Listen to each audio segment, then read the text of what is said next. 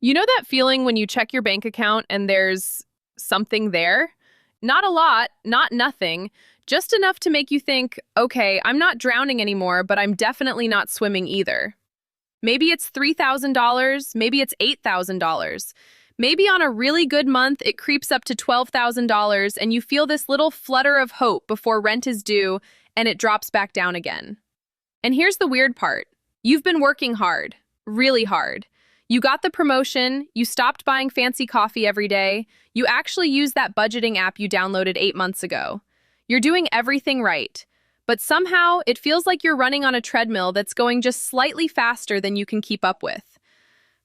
You're making progress, technically, but it doesn't feel like progress. It feels like maintenance, like you're just keeping your head above water while everyone else seems to be gliding past you in boats you can't afford. My name is Emmy, and I spend way too much time thinking about money, financial psychology, and why some people seem to effortlessly build wealth while others stay stuck in the same financial patterns for decades.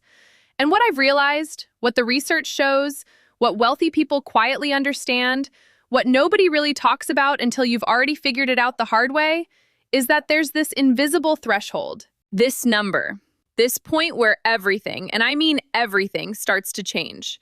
That number is around $50,000 in savings. Not income, savings. Actual money sitting in your account that you don't immediately need to spend. And when you cross that threshold, something shifts in a way that's hard to explain to someone who hasn't experienced it yet. It's not just that you have more money, it's that the entire game changes. The rules change, the opportunities change. Your psychology changes. Even the way money moves in your life starts to feel different. And here's what's kind of fascinating and maybe a little frustrating. Most people never get there. Not because they're not capable, not because they don't work hard, but because they don't understand that getting to $50,000 is fundamentally different from going from $50,000 to $100,000. Each phase operates under completely different physics. And if you're trying to play the second game with first game strategies, you're going to stay stuck. So that's what we're going to talk about today. Why this number matters, what actually happens when you cross it, and more importantly, how you can get there even if it feels impossible right now. Because I promise you, it's closer than you think. And once you understand how this works, you'll never look at money the same way again. Let's start with something that nobody wants to admit, but everyone knows is true. Being poor is expensive. Like genuinely, mathematically, objectively more expensive than being middle class or wealthy. And I'm not talking about luxury items or lifestyle choices. I'm talking about the basic cost of existing. When you don't have $50,000 in savings, when you're living paycheck to paycheck or close to it, you pay what I call the survival tax, and it's everywhere. Your car breaks down, you don't have $1,200 for the repair, so you put it on a credit card at 22% interest. That $1,200 repair now costs you $1,400 by the time you pay it off 6 months later. You just paid a survival tax of $200. You can't afford to buy a $300 winter coat that'll last 10 years, so you buy a $60 coat from a fast fashion store that'll last one winter. Over 10 years, you spend $600 instead of $300. Survival tax, $300. You don't have enough for a security deposit on a nice apartment in a good area, so you rent a cheaper place in a worse neighborhood. Your car gets broken into. Your kid has to commute an extra hour to a better school. Your mental health takes a hit from the constant stress. The survival tax isn't always financial. Sometimes it's opportunity cost, health cost, time cost. You can't take advantage of sales because you can't afford to buy in bulk. You can't invest in index funds because you need every dollar for this month's expenses. You can't negotiate a lower insurance premium by paying annually instead of monthly. You can't afford the preventive dental work, so you end up with a $3,000 emergency root canal later. It's exhausting. And the cruel irony is that the people who can least afford these extra costs are the ones who have to pay them. But here's where the $50,000 comes in. When you have $50,000 in savings, the survival tax basically disappears. Not immediately, not all at once, but gradually and then suddenly. Your car breaks down, you pay cash, get the repair done properly, and move on with your life. No interest, no payment plan, no stress spiraling at 2 a.m. about how you're going to make it work. You see a great deal on something you need? You can actually take advantage of it. You can buy the winter coat that lasts. You can invest in the good mattress that saves your back. You can do the preventive maintenance instead of the emergency repair. And honestly, the psychological shift here is just as important as the financial one. When you're not constantly bleeding money to the survival tax, you start to breathe differently. You sleep better. You make better decisions because you're not operating from a place of panic and scarcity. You can actually think long-term instead of just trying to survive this week. This is the first unlock. The $50,000 doesn't just give you money, it gives you space. Space to think, space to plan, space to stop hemorrhaging cash to all the little emergencies and inefficiencies that plague people without savings. Okay, so there's this thing that happens psychologically when you hit $50,000 in savings that I didn't expect when I first started studying wealth patterns. And it's weird because it's totally internal, totally subjective, but also totally real and measurable in terms of outcomes. Your confidence changes. Not like fake confidence or arrogance. I mean, genuine, grounded confidence in your ability to handle whatever life throws at you. And that confidence starts to compound in ways that directly affect your earning potential. Let me give you an example. Let's say you're in a job that's fine, but not great. You're underpaid, you know it, your boss knows it, everyone knows it.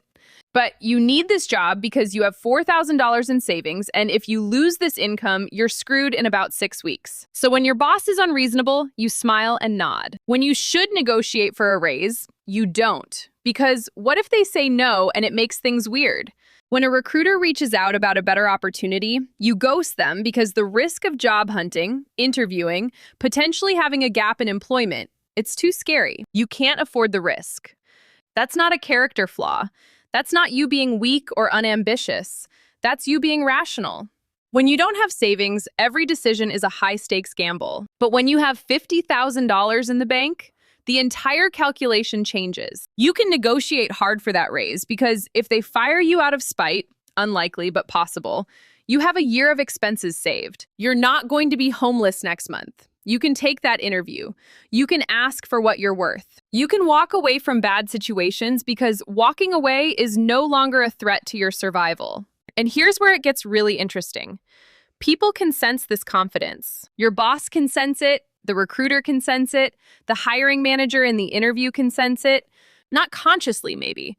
But there's a difference between someone who's desperate for a job and someone who's exploring opportunities. And the person who's exploring opportunities, who has options, who has runway, who can afford to be selective, that person gets better offers. I've seen this play out dozens of times.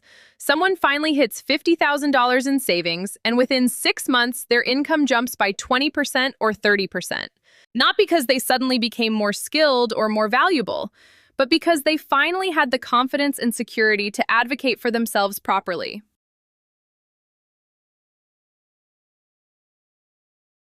It's like this weird confidence algorithm where savings beget confidence, confidence begets better opportunities beget more income, and more income begets more savings.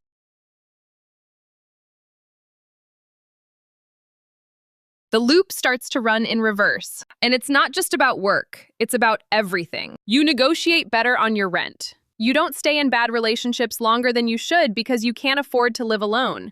You make better decisions about your health, your time, your energy, because you're not constantly operating from fear. Here's something that took me forever to understand.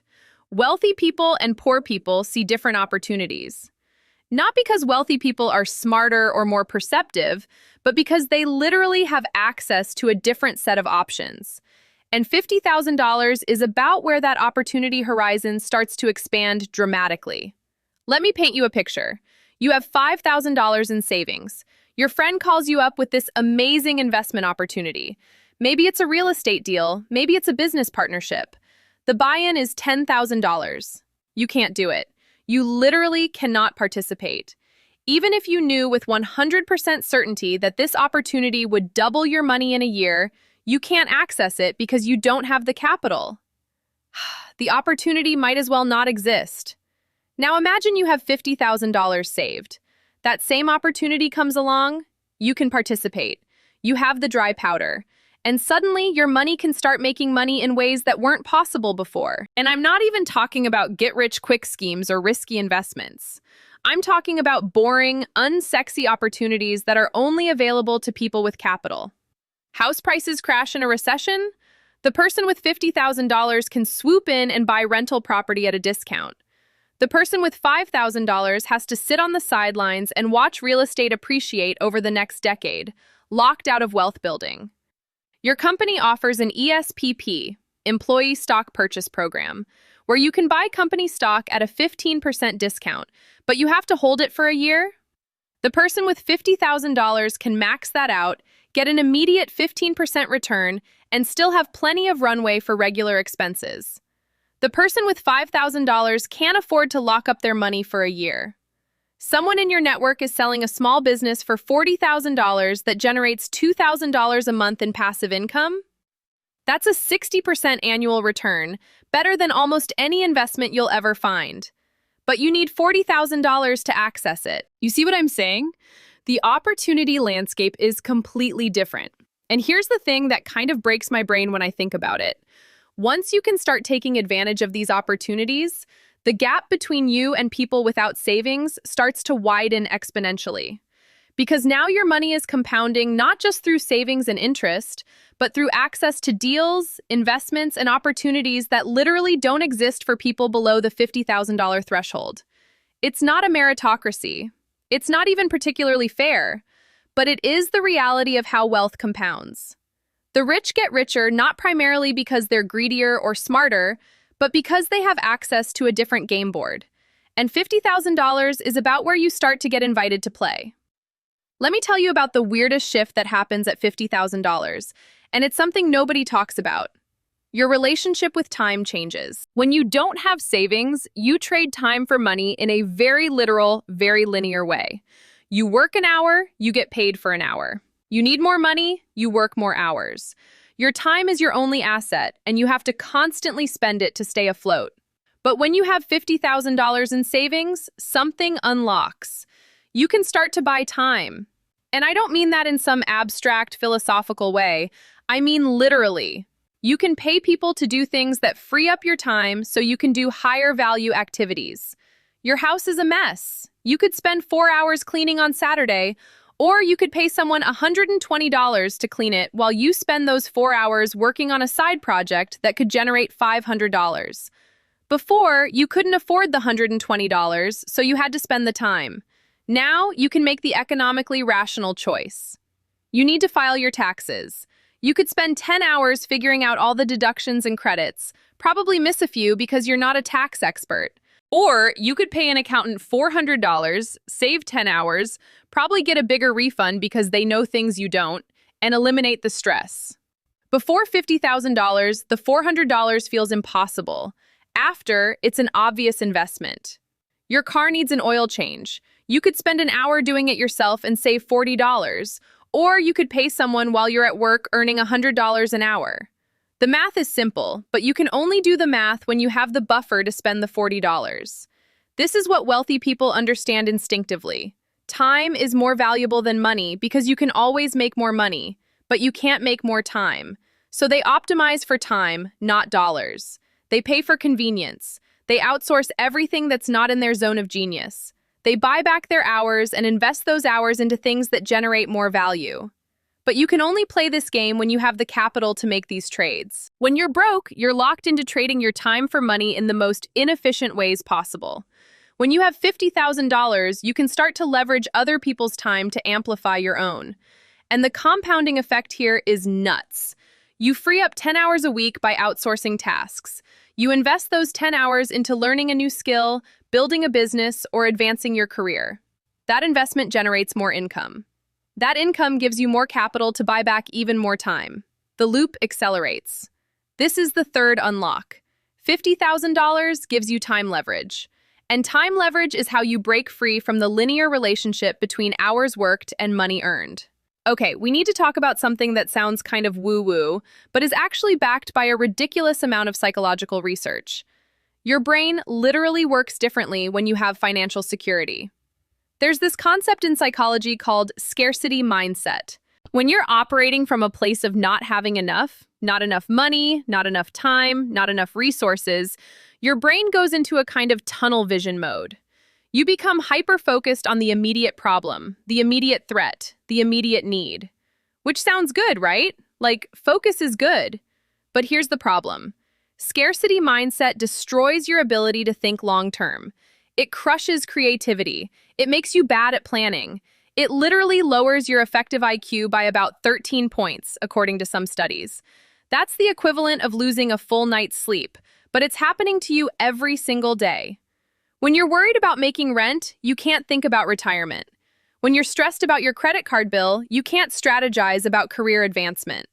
When you're in survival mode, you make short-term decisions that feel necessary in the moment, but are objectively bad for your future. You take the payday loan because you need money right now, even though the interest rate is predatory. You eat fast food because you don't have the mental energy to meal prep. You stay in the job you hate because the thought of job hunting feels impossible when you're already running on empty. It's not that you're stupid, it's that your brain is being hijacked by stress and scarcity. And it's making decisions optimized for survival, not for thriving. But when you hit $50,000 in savings, this whole psychological framework starts to shift. The constant low-grade panic that's been humming in the background of your life for years starts to quiet down. You're not in survival mode anymore. You're in planning mode. And when you're in planning mode, your brain works better. You can think long-term. You can weigh options. You can be patient. You can delay gratification because you're not desperately grabbing for whatever's in front of you right now. You start making better decisions almost automatically. You invest instead of spending. You save instead of splurging. Not because you've suddenly become more disciplined or more virtuous, but because your brain is no longer hijacked by scarcity. This is maybe the most important unlock of all. $50,000 doesn't just change your bank account, it changes your brain. It gives you back your ability to think clearly, plan strategically, and make decisions that actually serve your long-term interests. So here's where all of this comes together into something that's honestly kind of beautiful if you're into financial physics.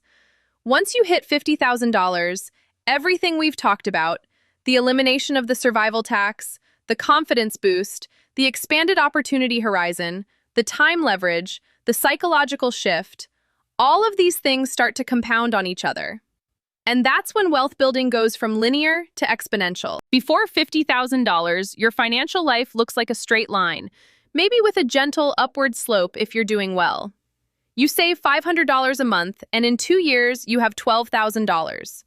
The math is simple and predictable. After $50,000, the line starts to curve. Because now you're not just saving money, you're eliminating waste through the survival tax. You're earning more through increased confidence and better negotiations. You're accessing opportunities that generate returns. You're buying back time that you reinvest into higher value activities. Your brain is making better decisions that stack up over time. Suddenly, you're saving $800 a month because you're not bleeding $300 to inefficiencies. Then you get a raise from better negotiation and you're saving $1,200 a month. Then an investment opportunity comes along and your money makes $500 in a month without you doing anything. Then you start a side business with your newly freed up time, and that generates another $1,000 a month.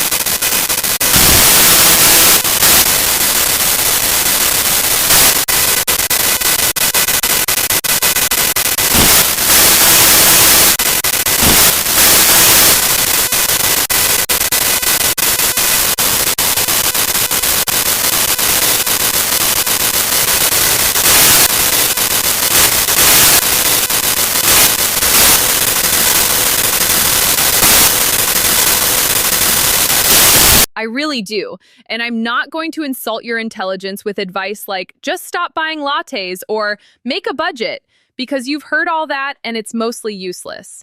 Instead, let me give you the actual framework that works. First, understand that getting to $50,000 is a different game than going from $50,000 to $100,000. The strategy is different. You're still in the survival tax phase, so your first priority isn't optimization, it's plugging leaks. Look at your spending and identify every single place you're paying the survival tax. Credit card interest, late fees, overdraft charges, the premium you pay for splitting payments instead of paying in full. These aren't moral failures, they're just inefficiencies in the system, but they're bleeding you dry. Your goal is to eliminate these one by one. Not all at once, that's overwhelming, but pick one per month. This month, you pay off the credit card with the highest interest rate. Next month, you set up autopay for all your bills so you never pay a late fee again. Small wins that compound. Second, increase your income. I know, everyone says this and it feels impossible. But here's the thing. Most people dramatically underestimate their earning potential because they're operating from scarcity mindset. You're worth more than you think you are. This doesn't mean you need to start a business or learn to code or become an influencer. It can be as simple as asking for a raise with actual data to back it up, or taking on freelance work in something you're already good at, or switching to a company that pays better for the exact same work you're doing now. The person with $7,000 in savings is scared to rock the boat, but that fear is precisely what's keeping you stuck. You have to be willing to take smart risks, to advocate for yourself, to make moves that feel uncomfortable. That's how you break out of the $30,000 a year trap and start moving toward $50,000, $60,000, $70,000. Third, and this is going to sound counterintuitive, spend money on things that save you time and mental energy. Not recklessly, not on stupid stuff, but strategically. If therapy helps you manage the stress and make better decisions, it's worth the $100 a session. If meal delivery saves you 5 hours a week and prevents you from stress eating expensive takeout, it might actually save you money. If a $15 a month budgeting app keeps you on track, it's a bargain. The goal is to get out of the scarcity mindset trap where you're so focused on saving every dollar that you can't invest in the things that would actually accelerate your progress. And fourth, automate everything. The absolute best financial decision I ever made was setting up automatic transfers from my checking account to my savings account the day after I get paid. I never see the money. I never have to make the decision. It just happens. Start with whatever you can afford. $100 a month, $200 a month, it doesn't matter. What matters is the automation, the consistency, the fact that you're not relying on discipline or willpower. You're relying on systems. Getting to $50,000 isn't about one big break or one lucky investment. It's about small, consistent actions compounded over time, combined with strategic moves to increase your income and decrease your inefficiencies. It might take you 3 years. It might take you 7 years. But here's the beautiful thing. Once you get there, the next $50,000 will take a fraction of the time, because you'll be playing a different game with different rules. You know what nobody tells you about money? It's not actually about the money. I mean, obviously it is. We need money to survive, to be comfortable, to have options and freedom and security. I'm not going to sit here and pretend that money doesn't matter or that you can just manifest wealth through positive thinking or whatever. But the real transformation that happens at $50,000, the thing that makes everything change, isn't the number in your bank account. It's what that number represents. It represents freedom from constant fear. Freedom to make decisions based on what's right for you, not just what you can afford.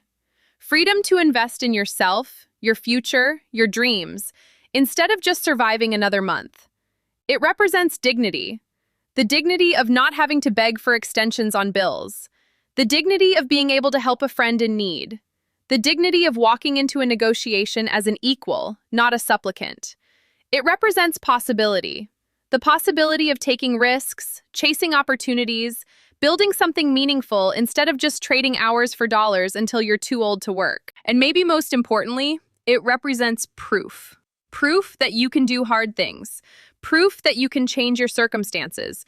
Proof that you're not stuck, not powerless, not doomed to repeat the same financial patterns forever.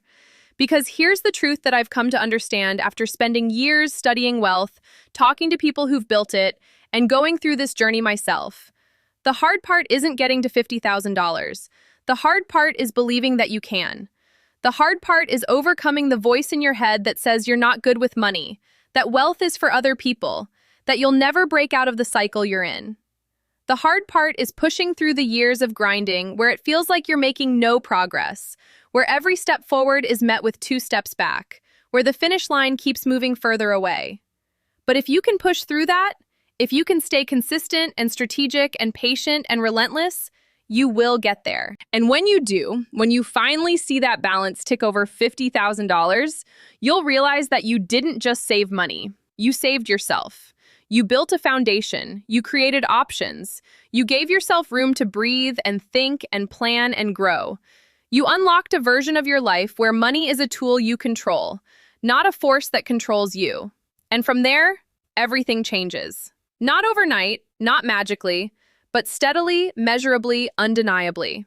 The first $50,000 is the hardest money you'll ever save, but it's also the most important.